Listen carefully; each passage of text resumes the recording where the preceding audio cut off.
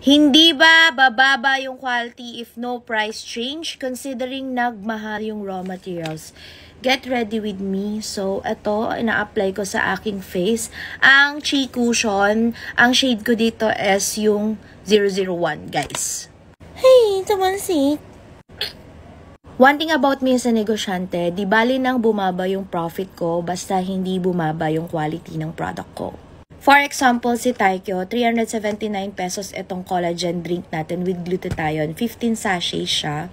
Di bali nang i-phase out ko ito at gumawa ng other version kaysa naman tipirin ko siya. Dahil hindi na namin kaya, yung makakompete namin is 10 sachets lang. 380 sila, 400 pesos. Kami, 15 sachets.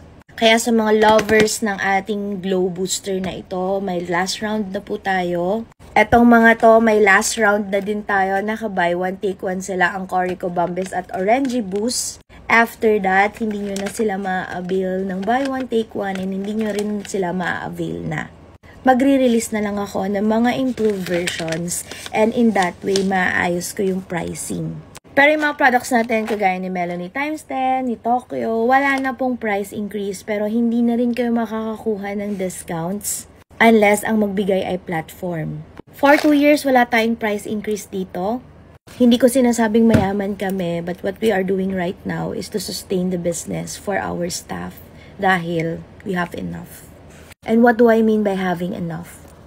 Na-reach na namin yung nirvana namin. We're in. Ako, happy na ako sa na-reach ng product ko sa loob ng 2 taon hanggang ngayon. Tinatangkilik, binabalik-balikan, effective. Walang nakasangkutan na kahit na anong negative feedback na scandal. With regards to our savings, investment, we have 6 insurances, 13 properties. We are financially better than we are 5 years ago. And I'm not looking forward to be bigger than what we have right now. We just want to serve. That's why you see me now, hindi na ako masyadong aggressive. I'm just serving some comments here, some feedback. I just want to make you happy. I just want to sustain those products for you. Because I value you in the very beginning up until now. Yun lang.